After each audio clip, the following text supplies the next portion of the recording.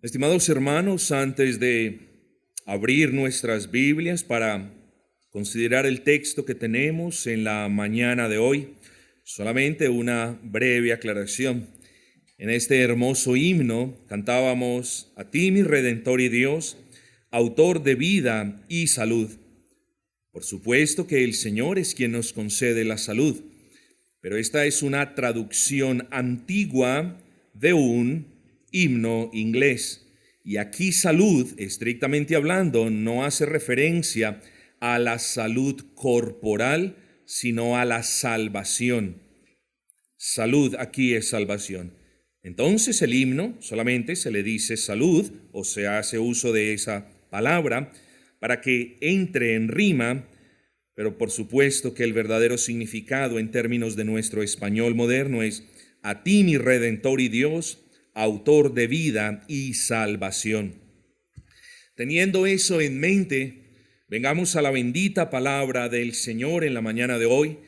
Abran sus Biblias, se los pido, en el libro de Efesios, carta del apóstol Pablo a los Efesios, capítulo número 1, obviamente, y vamos a leer 4 versículos partiendo del versículo número 3.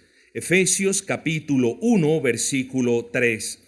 Dice la gloriosa y bendita palabra del Señor: Pablo, apóstol de Jesucristo, por la voluntad de Dios, a los santos y fieles en Cristo Jesús que están en Éfeso, gracia y paz a vosotros de Dios nuestro Padre y del Señor Jesucristo.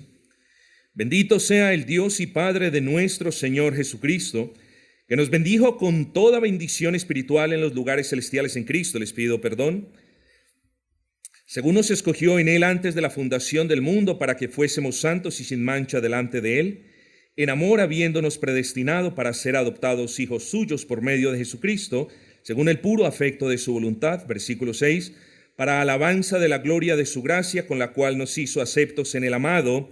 7, en quien tenemos redención por su sangre, el perdón de pecados, según las riquezas de su gracia. Leímos un par de versículos que ya los hemos considerado, pero nos enfocaremos, estimados hermanos, en los versículos 3 al 7. Ustedes bien recordarán que el título del primer sermón de esta serie fue nuestra identidad en Cristo, particularmente la identidad del creyente en Cristo. El segundo sermón de esta serie fue titulado las riquezas del creyente en Cristo. Bueno, ¿cómo creen que nosotros vamos a titular este sermón en la mañana de hoy? Bueno, hoy vamos a hablar de salvación. Y en este libro, el apóstol Pablo hace una correlación, traza una línea inquebrantable entre la salvación y nosotros en Cristo. Por ende, el título de este sermón no puede ser otro que la salvación del creyente en Cristo, naturalmente. En aras de proveer claridad para quienes toman notas, me permito decirles que vamos a abordar este sermón en 4 partes. En la primera parte haremos un sucinto repaso. En la segunda parte nos enfocaremos en 4 aspectos de la salvación del creyente. En la tercera hablaremos de la salvación del creyente y rápidamente nos moveremos hacia la conclusión. Así que en ese orden de ideas, hermanos, y sin ningún otro preámbulo, vengamos a la gloriosa palabra del Señor y recordemos entonces de qué hemos hablado hasta el día de hoy. Hablamos de la iglesia de Éfeso, de cuán hermosa era la iglesia de Éfeso. Y de la iglesia de Éfeso, si alguna lección nos quedó clara, es que la iglesia de Éfeso estaba compuesta por hermanos santos y fieles. Pero en una iglesia compuesta por hermanos santos y fieles, también hay dificultades. Y esta iglesia sufrió una dificultad muy grande. ¿Cuál fue? Que esos hermanos santos y fieles seguramente descuidaron los medios de gracia, y por haber descuidado los medios de gracia, mis amados, su corazón se enfrió. Ellos sufrieron de ese gran mal que daña iglesias y que frena el avance del reino de nuestro Señor, a saber, el enfriamiento espiritual. Hablamos de la identidad del creyente en Cristo. En el sermón número 2 nos enfocamos en las riquezas que son del creyente en virtud de su unión a Cristo. Hablamos de las riquezas del creyente en Cristo. Hablamos de que las bendiciones son parte de esas riquezas. Hicimos referencia directa al carácter abundante de las bendiciones que todos los creyentes tenemos en virtud de nuestra unión a Cristo. Unión que nunca pudo consumarse a menos que Dios el Padre nos hubiese dado lo que se necesita para venir a Cristo, creer en Cristo y unirnos a Cristo. Y hablo de la fe. Así que, hermanos, esas bendiciones fueron no pocas, no muchas, no la mayoría, sino fueron todas las bendiciones. Y no se le olvide que toda posible bendición con la que Dios Padre lo pueda bendecir a usted como creyente la tiene en virtud de su unión a Cristo. Dijimos, hermanos, que debemos ser más agradecidos con esas hermosas e incontables bendiciones. Y precisamente, hermanos, ya habiendo hecho un sucinto repaso de lo que hablamos en nuestros 2 primeros sermones, vamos a enfocarnos en la salvación suya como creyente y vamos a mirar, y me perdonan, tenemos que mirar la salvación suya como creyente como una bendición.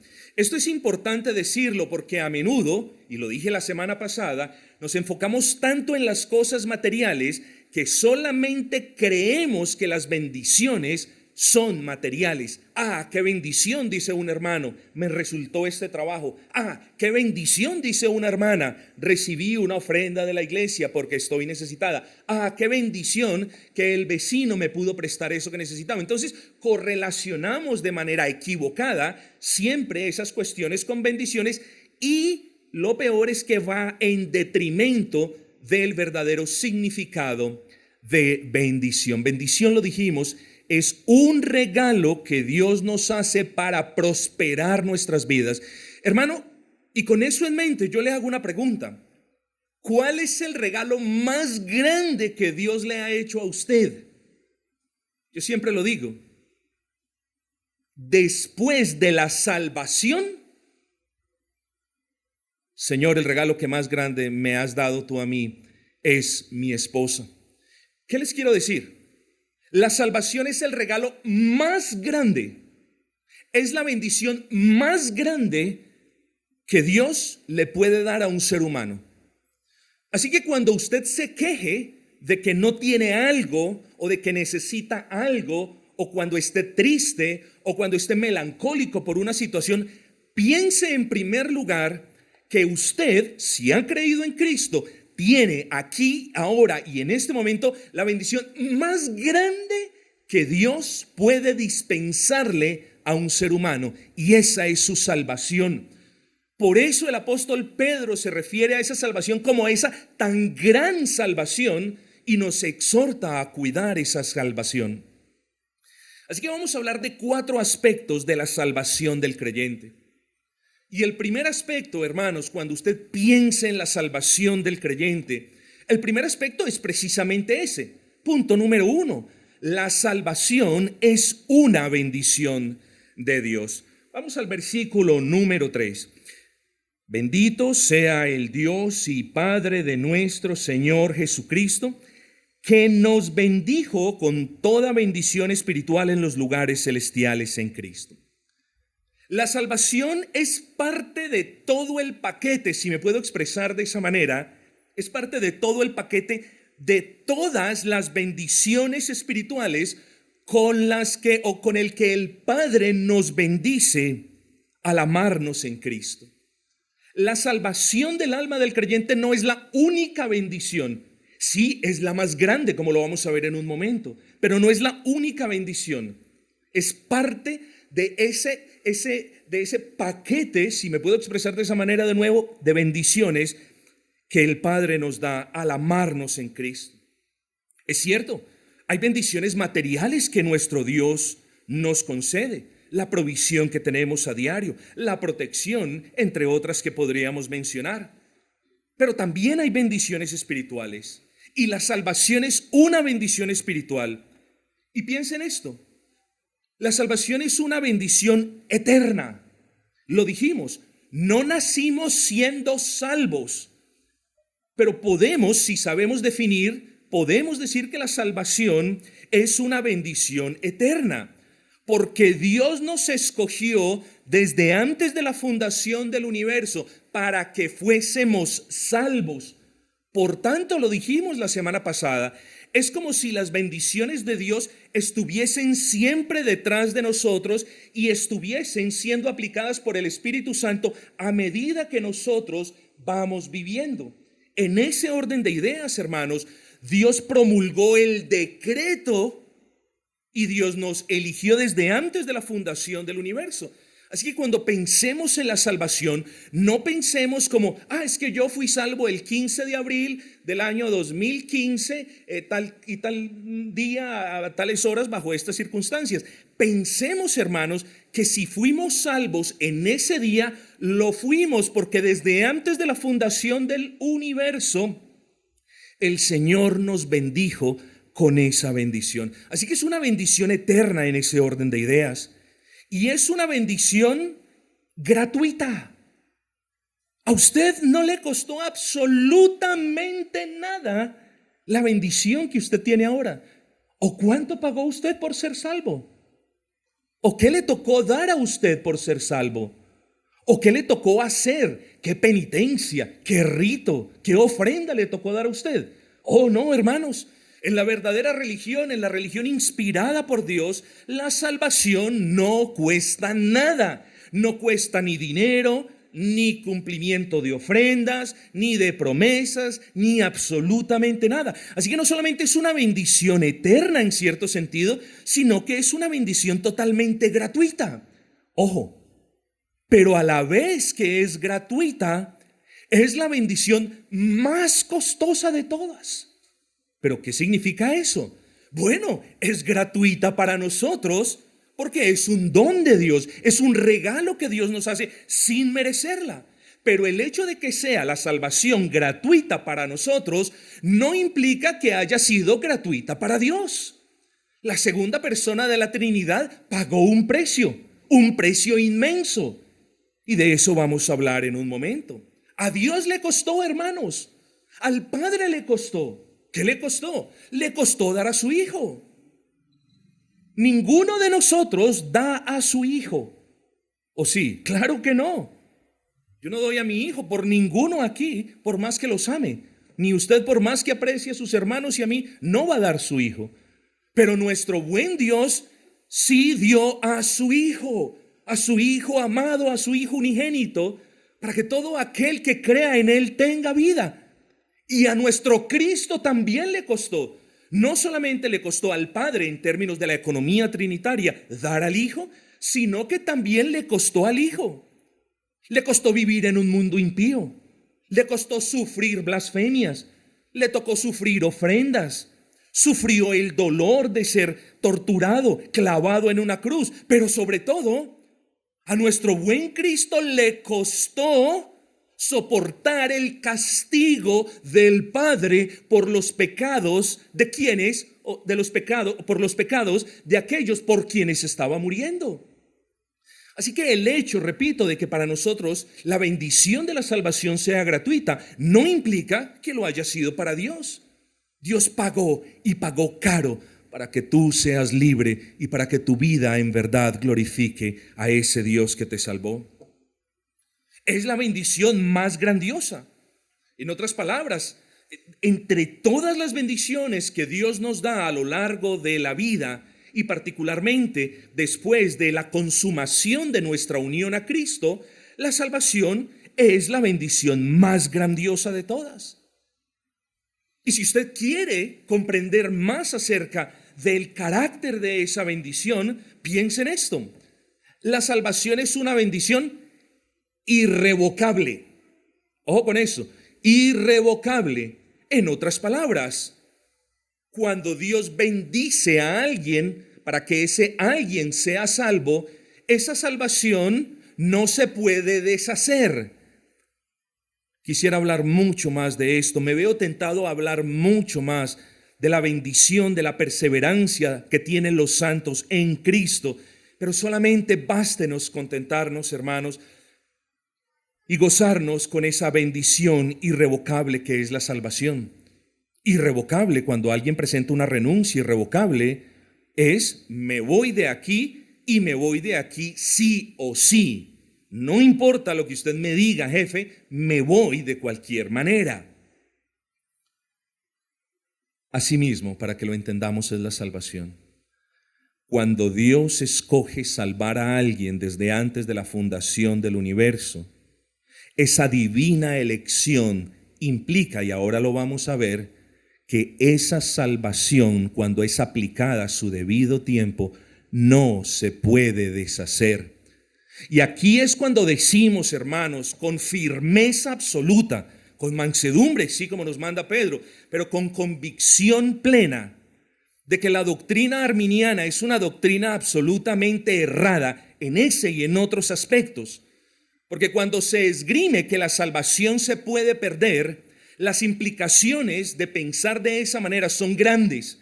Entre ellas, que el pecado hipotéticamente es más grande que la gracia derramada por el Señor. Otra de las implicaciones grandes de la doctrina arminiana, o de las implicaciones de la doctrina arminiana, de que las personas pueden perder la salvación, hablo de verdaderos creyentes. Porque hay personas que no son creyentes, que creen que son creyentes, y esas personas no es que pierdan la salvación, nunca la han tenido, para que eso lo quede en claro. Y decíamos, y otras de las implicaciones perversas de las doctrinas arminianas es que últimamente el hombre tiene tanto la potestad de tomar la salvación, como de desechar la salvación, como de volverla a tomar, como de volverla a desechar, etcétera, etcétera. Ahí no hablamos de un Dios soberano. Ahí hablamos de un Dios cuyas decisiones dependen de lo que piense o diga el hombre. Pero la Biblia no nos enseña a ese Dios.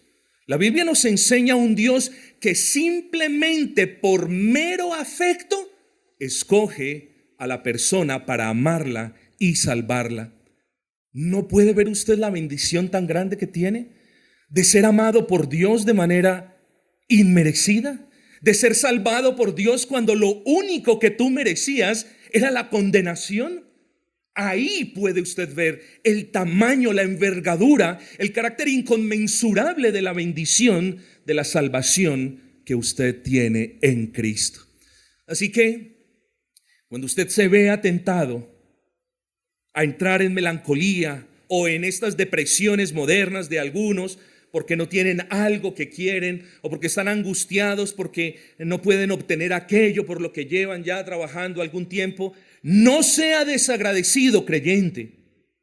No sea desagradecido y sopese lo que no tiene versus lo que tiene. Y en caso de que usted no lo vea, usted tiene la bendición más grande que cualquier otro ser humano de la tierra puede tener, y es el hecho de que Cristo haya muerto por usted. Si eso no le parece una bendición grande, entonces, ¿qué es? En segundo aspecto, o el segundo punto, hemos dicho que la salvación del creyente es una bendición de Dios, claro. Pero también tenemos que decir que la salvación del creyente tiene origen en la elección de Dios. Ya lo hemos argumentado.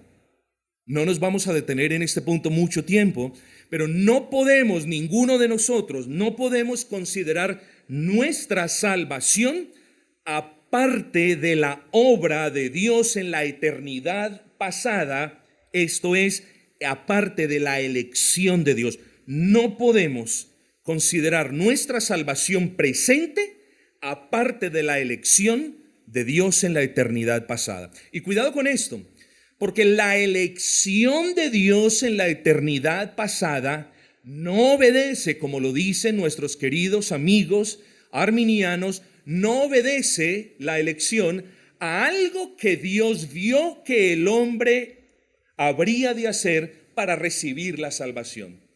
¿Entendió eso? Se lo repito.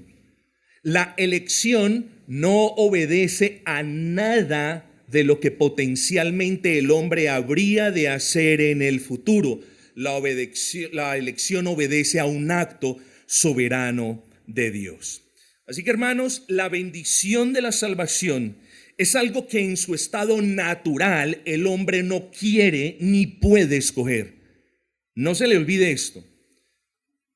Palabras un poquito más teológicas, a menos de que Dios regenere el corazón de un ser humano, ese ser humano jamás quiere venir a Cristo a ser salvo, mucho menos puede. Así que cuando piense en su salvación, piense también en la elección.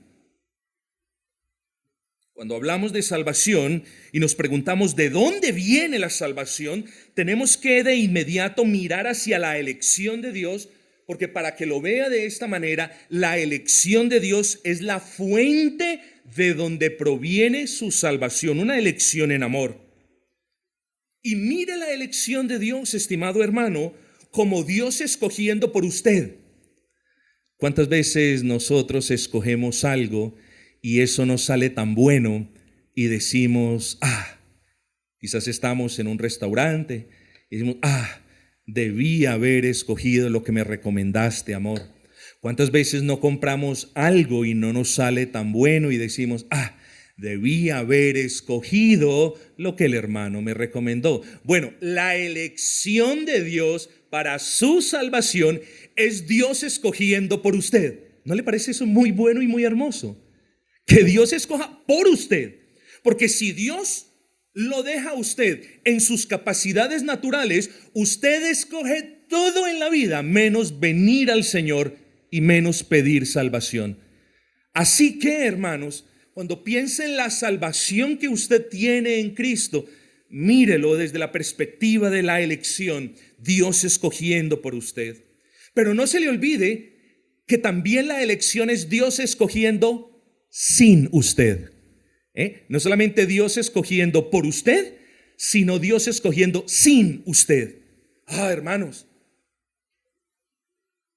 trabajaba yo en Londres y teníamos un equipo donde se tomaban, pese a que el equipo era bastante pequeño, en el equipo se tomaban decisiones trascendentales para una multinacional. No tengo tiempo de expandir pues los detalles, pero me molestaba que el equipo se reuniera sin que tomaran en cuenta mi perspectiva como autoridad en cierta materia. Me molestaba que las decisiones se tomaran sin tener en cuenta lo que yo creía, lo que yo sabía. ¿A usted también le molesta? ¿A usted le molesta que su grupo de trabajo tome decisiones sin que usted sea consultado? ¿A usted le molesta que sus hijos tomen decisiones sin que usted sea consultado? Nos molesta que nos dejen por fuera, nos da rabia. Bueno, espero que no, pero nos molesta que nos dejen por fuera. Pero, ¿cómo Dios razona con una persona que ama lo malo? ¿Cómo Dios trae a esa persona y le dice, pues bueno, yo quiero que usted y yo entremos a un consenso de lo que es mejor para su vida? Yo quiero la salvación, pero usted quiere el mundo. ¿Cómo es lo que vamos a hacer? Así no trabaja Dios, mis hermanos.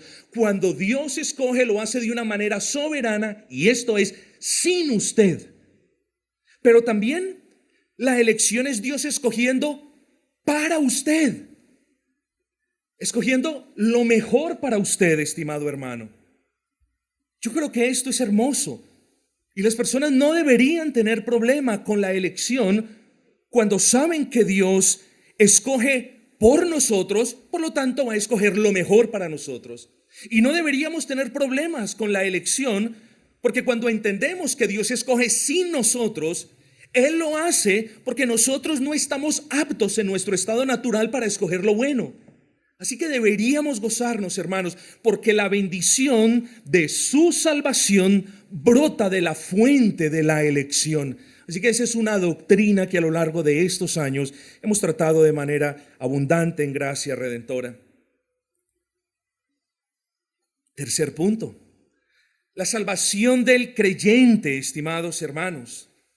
La salvación del creyente, ojo, si es una verdadera salvación, cumple los propósitos de Dios. Ese es el tercer aspecto. La salvación cumple los propósitos de Dios. Miren lo que dice la segunda parte del versículo 4. Según nos escogió en él antes de la fundación del mundo, para que fuésemos santos y sin manchas delante de él. Repito, la salvación del creyente cumple los propósitos. Versículo 6. Para alabanza de la gloria de su gracia. Entonces, estimados hermanos, versículo 12, a fin de que seamos para alabanza de su gloria. Entonces, mis amados, ¿qué es lo que quiero que usted entienda? Lo que a menudo les recuerdo. Piensen esto. Y por favor, escúcheme, que si me toca repetir esto todos los días hasta el fin de mis días, lo haré. Pero qué bueno que hoy el Espíritu Santo obrara entre nosotros, en nosotros, y nos hiciera de una buena vez por todas comprender esta verdad básica. ¿Y a qué verdad me refiero? A lo que siempre hemos argumentado. Dios no ha salvado a nadie para que esa persona viva de manera desordenada. Se lo repito, Dios no ha salvado a nadie, Dios no lo ha salvado a usted para que usted viva de manera desordenada, para que usted no se congregue, para que usted no sirva, para que usted esté apartado de la iglesia local, para que usted desobedezca la ley del Señor. Si usted es una de las personas que no se congregan, que no sirven, que están apartados de la iglesia local y que persisten en desobedecer la ley del Señor, créame que Dios no lo salvó a usted para que usted esté haciendo precisamente eso que está haciendo.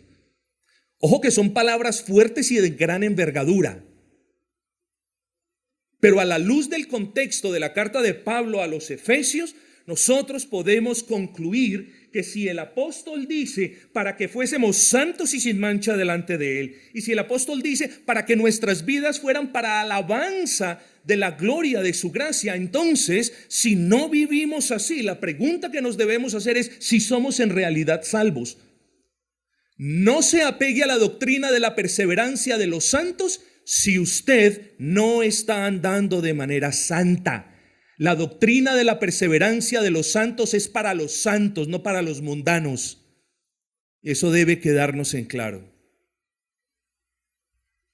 Hay personas que piensan en su supuesta salvación, pero nunca se preguntan, bueno, si Dios en verdad me salvó, ¿por qué estoy viviendo en pecado? ¿Por qué estoy amando el pecado? ¿Por qué permanezco en esta rebeldía? ¿Por qué permanezco en esta desobediencia? Mucho cuidado, porque no podemos decir que los cristianos nunca pecamos o nunca nos rebelamos o nunca desobedecemos. Eso no podemos decir. Lo que nosotros decimos es que si en verdad somos salvos, lo somos, sí por la gracia de Dios, pero lo somos para la gloria de Dios, hermanos. Así que cuando nosotros hablamos de salvación, cuando usted piense en su salvación, piense en términos de cómo estoy viviendo yo para Cristo. ¿Estoy viviendo para la alabanza de la gloria de su gracia? ¿O estoy viviendo para deshonra de Cristo? Hágase la pregunta. Eso le va a ayudar a determinar quién es usted, si usted está en Cristo o si usted no está en Cristo. Mucho cuidado. Se lo digo con amor, pero con la mayor firmeza que el Señor me pueda conceder ahora. Mucho cuidado, porque yo no estoy aquí para desanimarlo. Estoy aquí para que usted, si el Señor obra en su corazón, abra los ojos y mire cuánto de su profesión de fe usted puede ver en una vida para la alabanza de la gloria, de la gracia de Dios. Piensa en eso. Entonces no es tanto lo que usted diga, no, yo soy salvo, yo soy cristiano, no, es cómo usted está viviendo. Porque si está viviendo para la alabanza de la gloria, de la gracia del Dios Altísimo, entonces gloria al Dios Altísimo. Pero este es momento, hermano, de que usted se detenga y se pregunte si en realidad la gracia de Dios está en usted y si sus obras, sus palabras y pensamientos son testimonio de la eficacia de esa gracia de Dios. La gracia de Dios siempre, escuche, siempre es eficaz. Y no podemos decir que yo tengo la gracia de Dios y la eficacia no se ve proyectada en palabras que glorifiquen al Señor y en obras que sean para la gloria del Dios vivo. Mucho cuidado, hermanos, mucho cuidado, amigos profesantes de la fe cristiana. No se engañen. Que nos engañen a los demás, no hay problema con eso. Yo sé que usted no lo hace de mala gana. No se engañe, no viva engañado. ¿Por qué? Porque a quienes viven para la alabanza de la gloria, de la gracia de Dios, que para ellos, hermanos, hay grandes bendiciones y sobre todo, hermanos, estas personas, quienes así viven como santos y sin manchas delante del Altísimo. Miren el versículo 4, para que fuésemos, mire, ¿para qué lo escogió? Hágase la pregunta sencilla cuando venga este versículo 4. Señor, ¿para qué me escogiste a mí? Oh, ciertamente, Cristo, el Dios Padre, me escogió para salvación. Ahora venga el versículo 4. Según nos escogió para salvación en Cristo antes de la fundación del mundo. ¿Y para qué me escogiste? Para que fuésemos santos y sin mancha, hermanos. Yo les hago un llamado hoy a quienes profesan la fe en Cristo, para que ustedes no se olviden de este versículo número 4. El propósito de mi elección. ¿Para qué fui yo escogido, Señor? Señor, tú me escogiste a mí para que yo fuese santo y sin mancha, para la alabanza, versículo 6, de la gloria de tu gracia.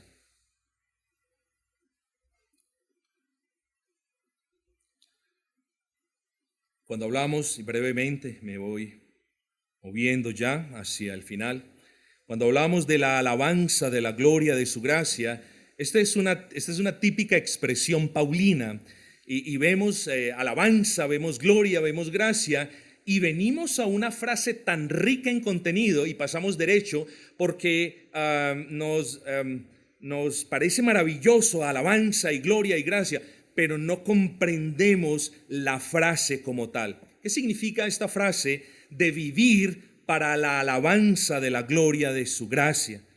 Sencillamente significa que Dios, a quien escoge para salvación, lo escoge para que su vida sea una alabanza para Él.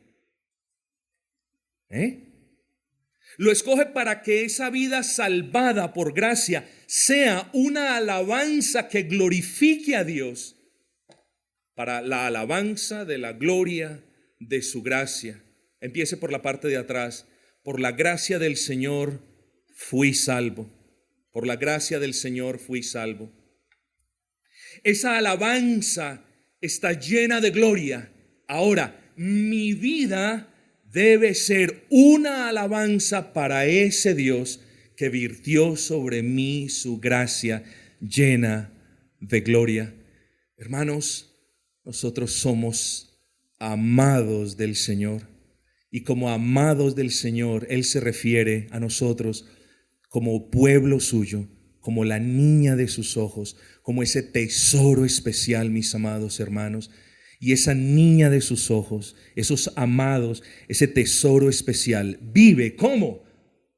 Para la alabanza de la gloria de la gracia de Dios, hermanos.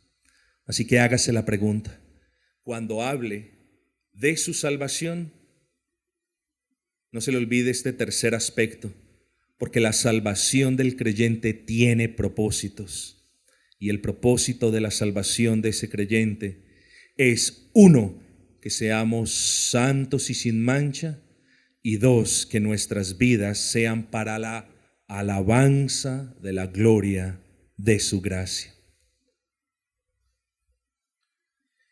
Aspecto número 4 de la salvación. La salvación del creyente es una muestra del purísimo, liberísimo y soberano amor de Dios. Su salvación, si usted es una persona en verdad salva, su salvación es una muestra, es una manifestación, digámoslo así, tangible del amor puro, libre y soberano del Dios omnipotente. Versículo 5. Dice, en amor, habiéndonos predestinado para ser adoptados hijos suyos por medio de Jesucristo. Mis amados hermanos, ese amor de Dios que se manifiesta en su salvación, si verdaderamente usted ha venido a Cristo, arrepentido delante de Cristo, creyendo y abrazando a Cristo, ese amor de Dios es, ya lo dijimos, eterno. Cuando yo pienso en el amor de mi esposa, yo no puedo pensar en el amor de mi esposa en el año de 1996. No lo puedo hacer. No conocía a mi esposa. Cuando yo pienso en el amor de ustedes, no puedo pensar en el amor de ustedes antes del año 2013. No lo puedo hacer. Yo no sentí ningún amor de ninguno de ustedes antes del año 2013. Pero cuando hablamos del amor de Dios, hermanos, no hablamos del amor de Dios a partir de la fecha de nuestra conversión, sino que hablamos del amor de Dios desde antes de la fundación del universo, porque la elección de Dios,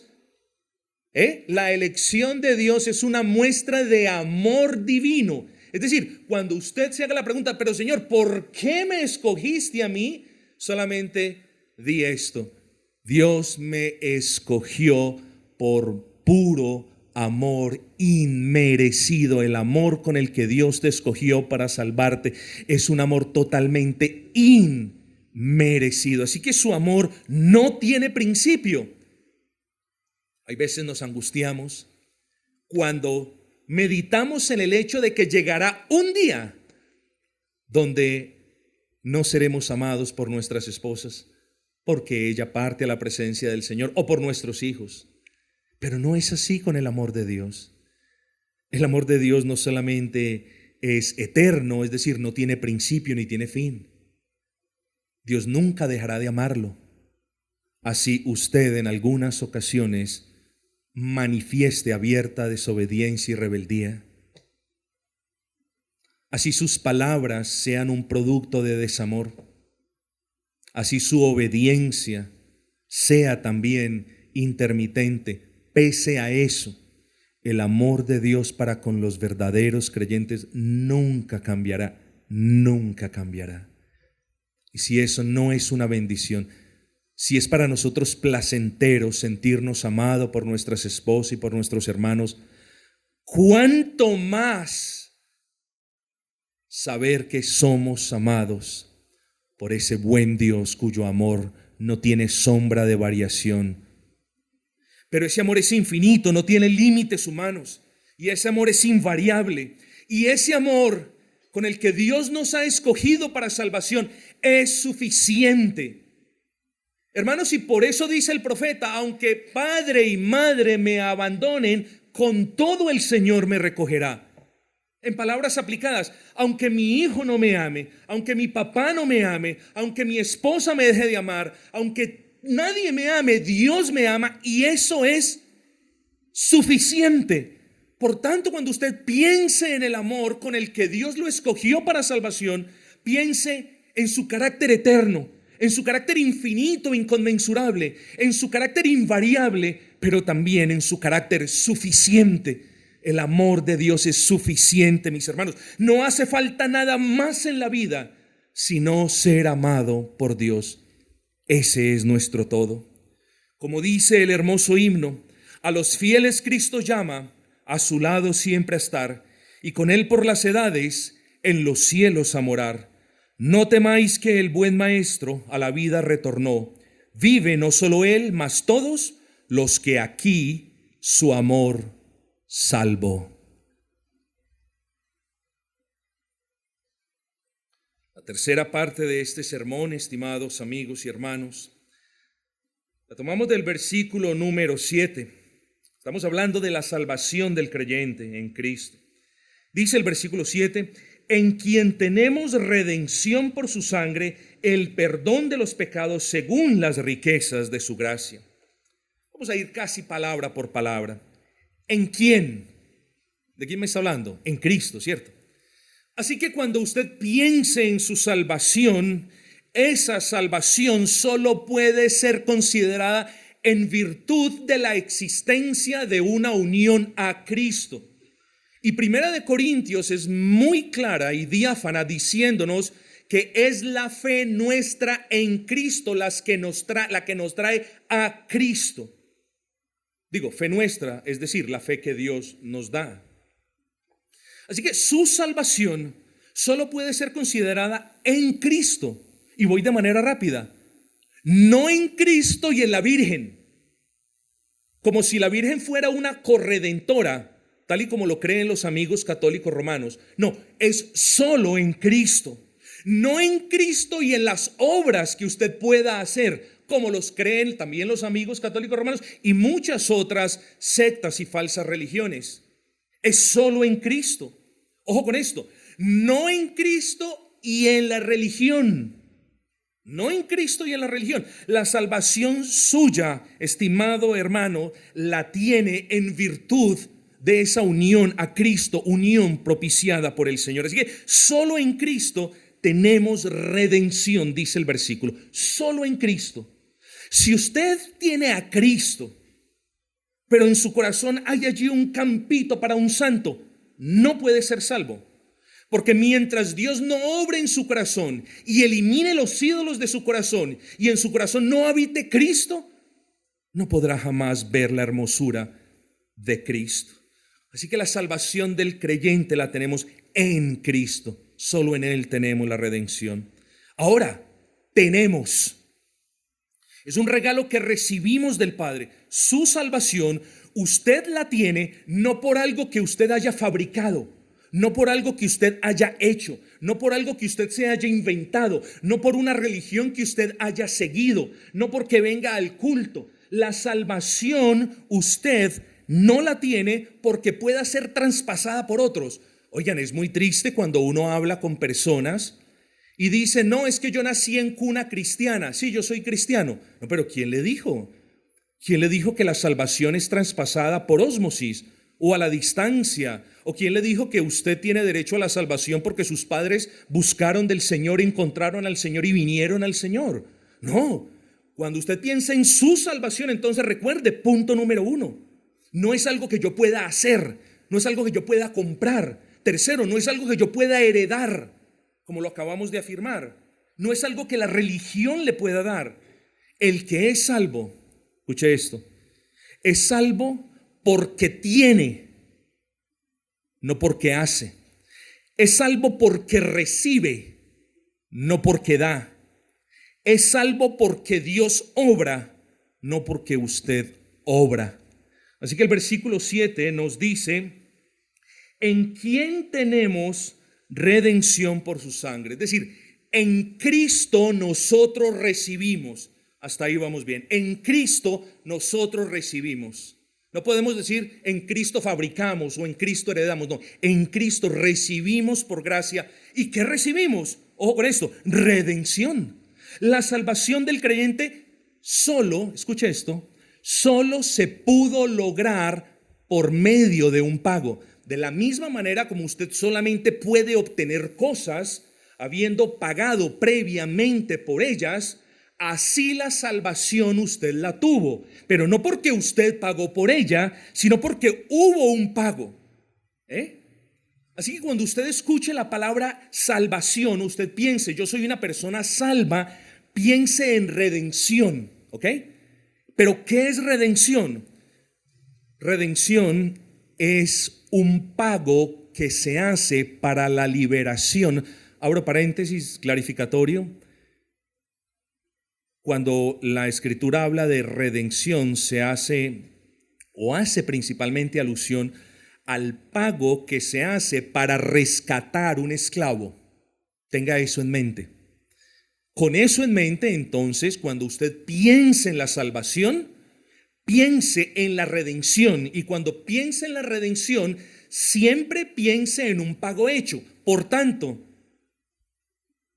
cuando usted diga soy salvo, lo que usted efectivamente está diciendo es que hubo un pago que lo rescató a usted de su vana manera de vivir. ¿Sí me entendió? Cuando usted piensa en la salvación, no piensa en un acto místico como frun, ya soy salvo. No, piensa en que hubo un pago. Alguien hizo un pago para rescatarlo a usted de su mala manera de vivir. Siempre piensa en eso.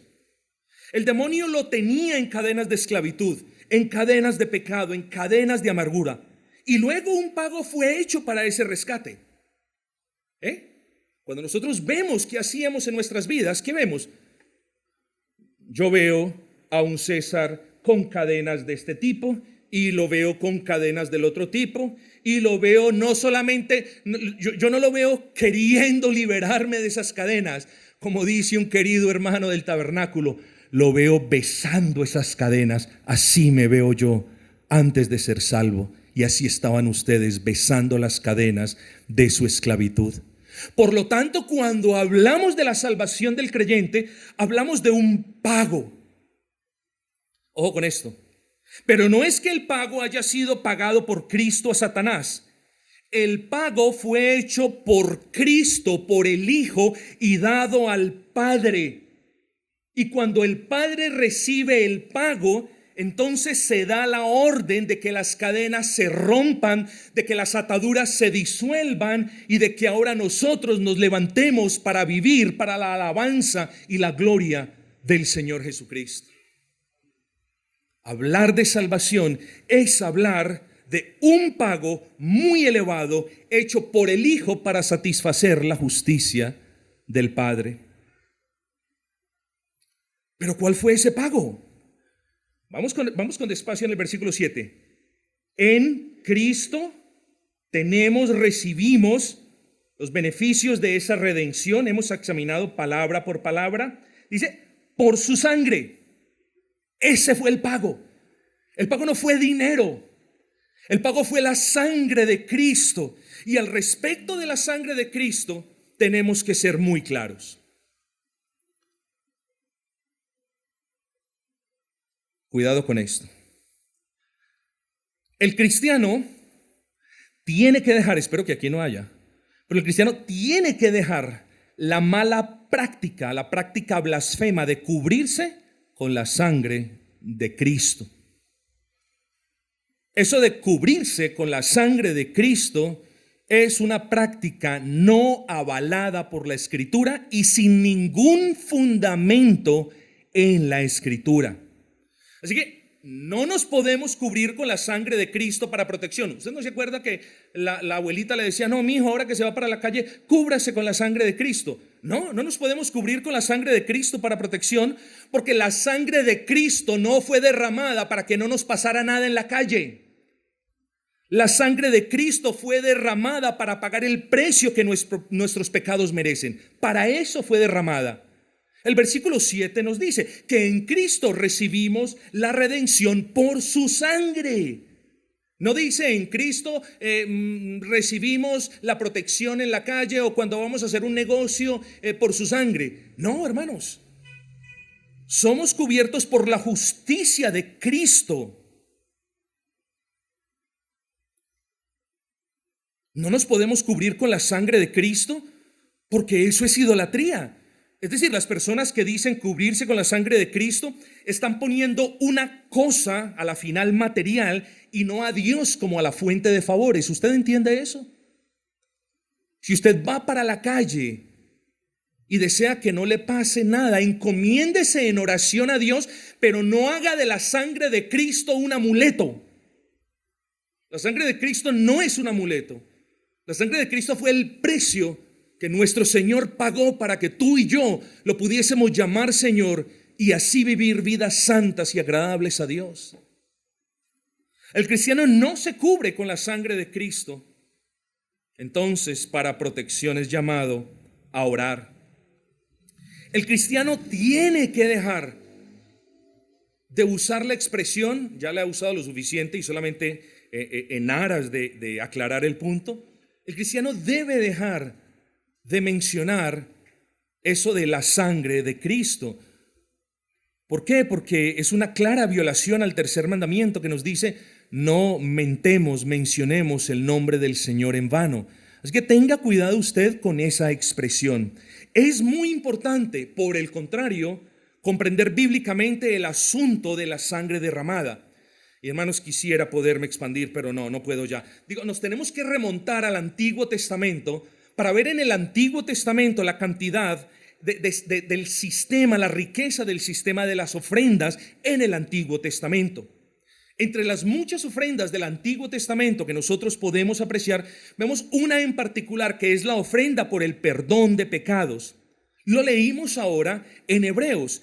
Esta ofrenda demandaba que la sangre de un animal sin defecto, en Levíticos número 4 nos habla de una ternera o de un becerro, y en Levíticos 15 nos habla de un cordero sin mancha. Esto es, hermanos, esto demanda, o más bien el sistema ceremonial demandaba que la sangre de un animal sin mancha fuese derramada para perdón de pecados. Y por eso Hebreos 9:22 nos dice: sin el derramamiento de sangre no hay remisión. ¿Usted sabe qué es remisión? Es perdón, cancelación de cuentas. Sin el pago que el Hijo le hizo al Padre, es decir, sin el derramamiento de la sangre del Hijo, no hay remisión de pecados para nadie. Por tanto, mis amados hermanos, tengamos esa sangre del Señor Jesucristo como la ofrenda que Dios demanda para poder perdonar nuestros pecados. La sangre de Cristo no es el amuleto para protección. La sangre de Cristo fue derramada como ofrenda para que el Señor perdonase nuestros pecados. La sangre de Cristo fue derramada para cubrir la multitud de nuestros pecados. La sangre de Cristo es aquella que diluye las cadenas de pecado. Así que, mis amados hermanos, no nos enfoquemos en la sangre de Cristo de una manera irracional.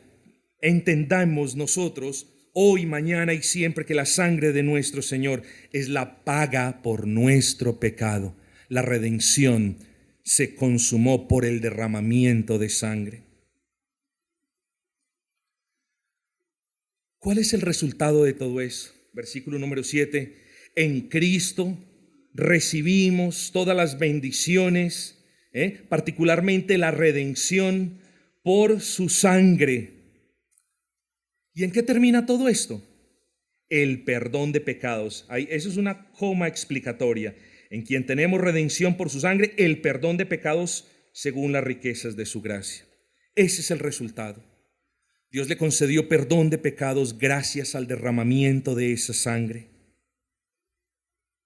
Unos dicen: soy salvo por la gracia de Dios, y eso está bien. Qué bueno que aprendiésemos algo hoy. El apóstol Pablo nos enseña que fuimos perdonados según las riquezas de su gracia. Y eso es lo que les digo yo a ustedes. Nosotros, hoy los que verdaderamente hemos creído en Cristo, podemos decir: somos salvos según las riquezas de la gracia de Dios. Para los que no son salvos, no se imaginen la salvación. No digan qué se sentirá. Busquen la salvación. Porque está escrito que todo el que pide recibe. El que busca encuentra. Y el que golpea la puerta le será abierto. El que no es salvo no fabrique, no intente fabricar la salvación. Pida la salvación, que Dios se la concederá conforme la busque con todo su corazón. El que es salvo, no descuide esa salvación tan grande, como nos dice Hebreos capítulo 2, versículo 3. No la descuide, porque el cristiano que descuida su salvación, últimamente no es un cristiano. ¿Sí entendió eso? El cristiano que descuida su salvación y que pasan los días, los meses y los años, no importándole nada a su salvación, muy probablemente no es cristiano. Los cristianos cuidamos nuestra salvación. Si usted cuida un regalo que alguien le hace y que valora, ¿cuánto más usted no cuidará la salvación, que es la bendición más grande que usted podrá jamás recibir de Dios? Si usted es cristiano, agradezca, por el amor con el que fue elegido, por el amor con el que fue redimido y por el amor con el que hoy es sostenido por Dios para su gloria. Y si usted es cristiano, finalmente, no se le olvide los propósitos de la salvación, pues quien en verdad es salvado por Dios siempre está pensando vivir para la alabanza de la gloria, de la gracia de ese Dios que lo salvó.